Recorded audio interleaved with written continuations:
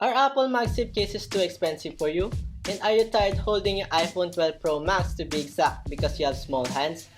Well, same. In today's video, we will be making DIY MagSafe cases plus removable Popsocket. What's up guys? Welcome back again to my TechTube channel at hindi ko na siya papatagalin pa, mag-unbox na tayo.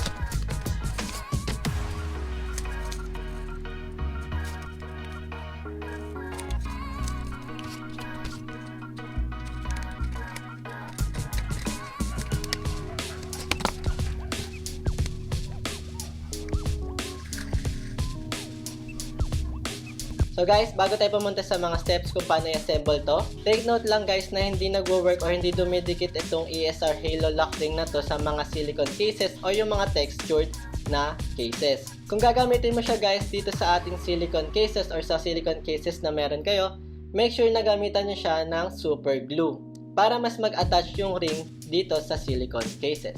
So first step guys, I use Popsocket because of their quality. And syempre, the pop top can be easily changed kung anong trip mong design. Then, i-attach mo lang tong pop socket na to dito sa ating magnetic base.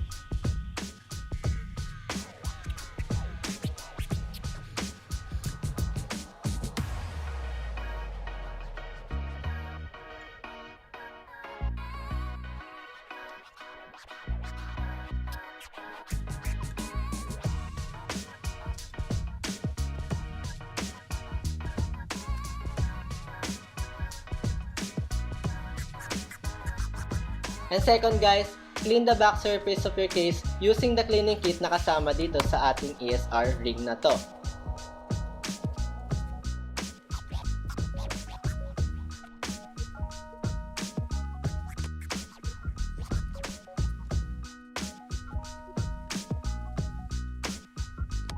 And lastly guys, mamimili ka na ng guide kung anong gagamitin mo, kung pang iPhone ba or pang Samsung. Then attach this clip kung anong model ng phone mo.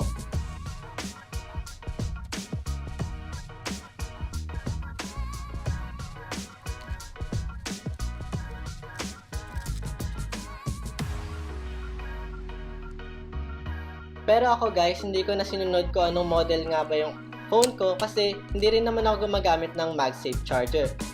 Kaya hindi ko na rin siya inalign kung asan yung MagSafe or yung magnets dito sa aking phone.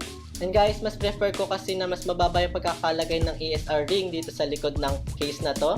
Kaya kita nyo naman na ang ginamit kong guide ay yung pang iPhone 12 mini. Kasi nga guys, para sakto lang siya pag nakalagay na yung magnetic pop base at hindi ako hirap mag-type kahit na one hand lang ang gamit ko.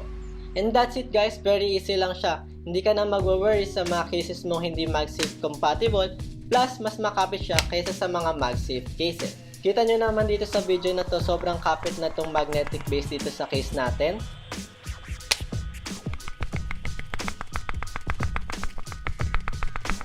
Plus, itong Moke wallet na to.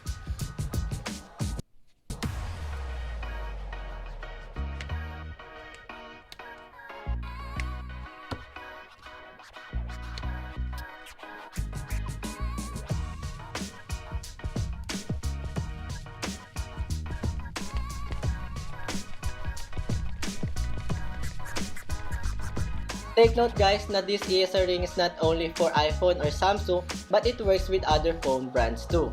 So that's it guys. Thank you for watching. If you like this video, don't forget to like and subscribe, and see you on the next one.